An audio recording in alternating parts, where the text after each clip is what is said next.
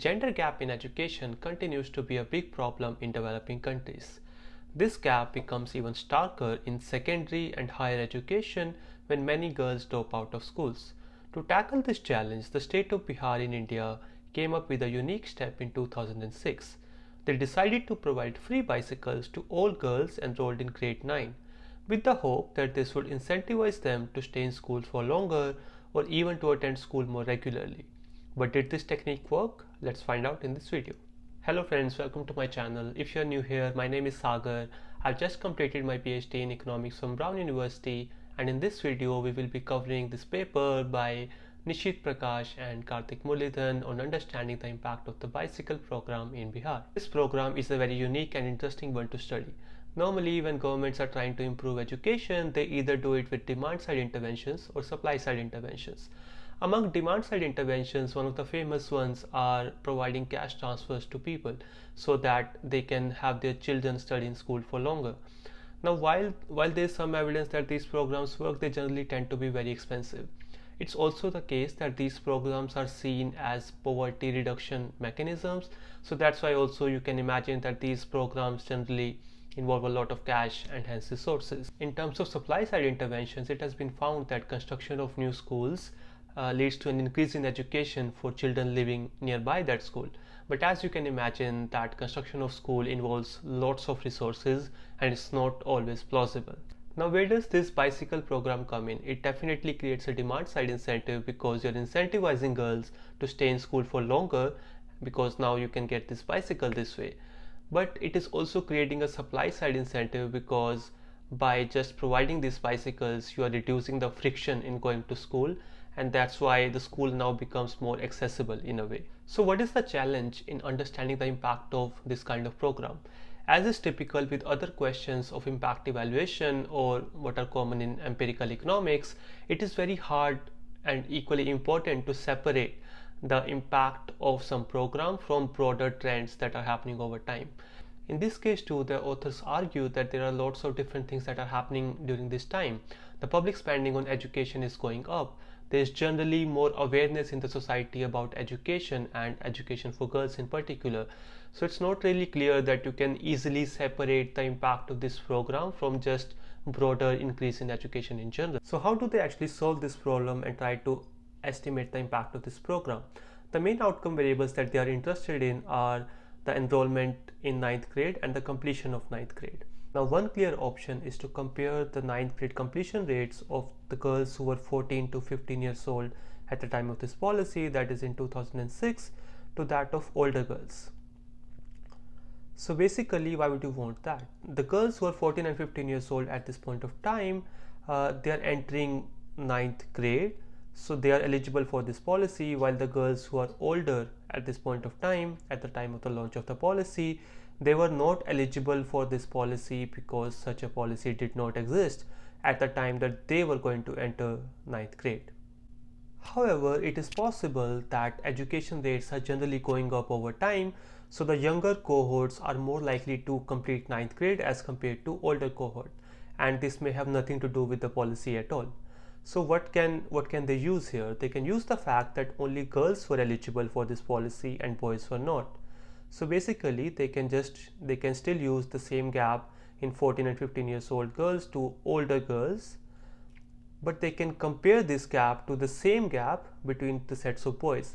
So they can estimate a similar difference between 14 and 15 years old boys to older boys, and then they can take the difference of these two differences, and that can be their estimate of the impact of the policy. So this becomes a difference in difference in that sense because you are taking two differences and then differencing them out. But what could be a problem in this case? Suppose there is a national level policy which is leading to an increase in the education of girls throughout the country. So basically, let's say you find an impact using this method, using this difference in differences, but this could be just because there is a national level campaign or some national level policy which is really pushing for more education for girls. So this could be just an impact of that and not necessarily the impact of this policy. So what else can the authors use in this case to really nail it down to the impact of this policy? So the another thing that they can use is the fact that this was only in the state of Bihar, so they can actually use the neighboring state of Jharkhand as another source of control group, or as another source of difference that they can create. So the state of Jharkhand was actually part of the state of Bihar till 2000, so the states are very similar. Basically what they end up doing is that they have this difference in difference for the state of Bihar.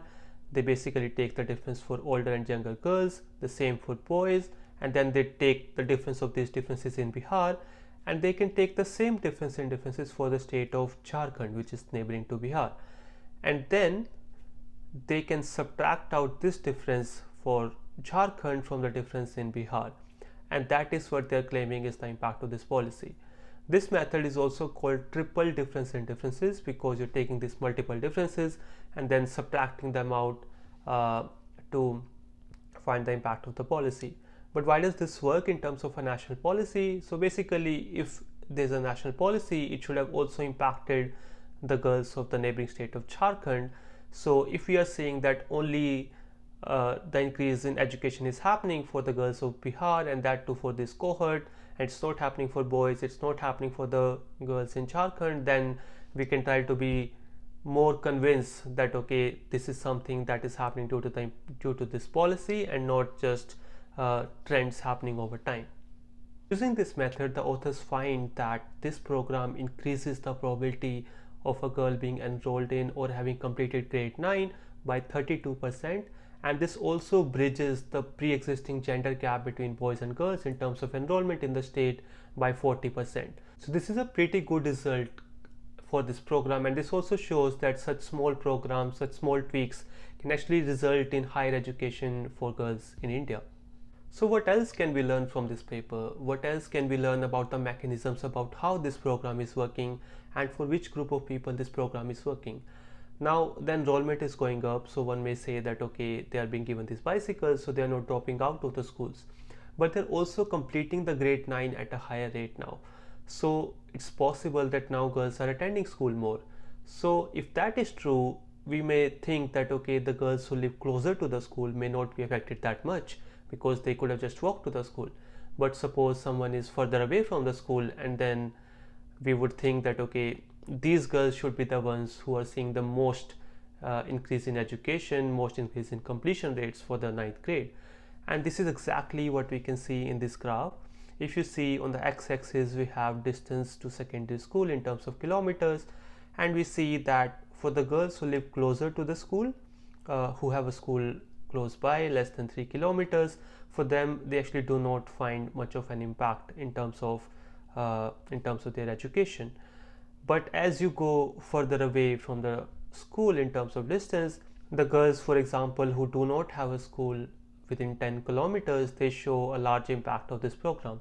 And similarly, as you go much further away, like for example more than 20 kilometers, there also you do not see much of an impact, because it's like it's not in the cycling distance for them, so basically they are also not affected.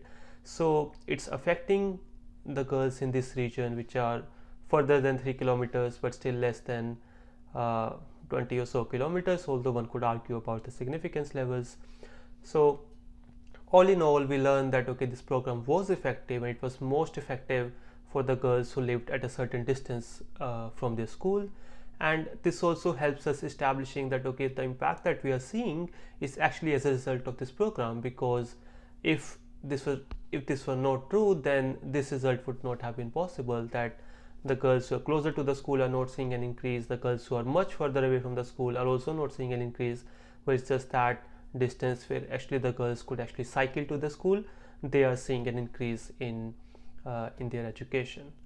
So that's all for this video. Hope you found it helpful, and see you guys in the next one.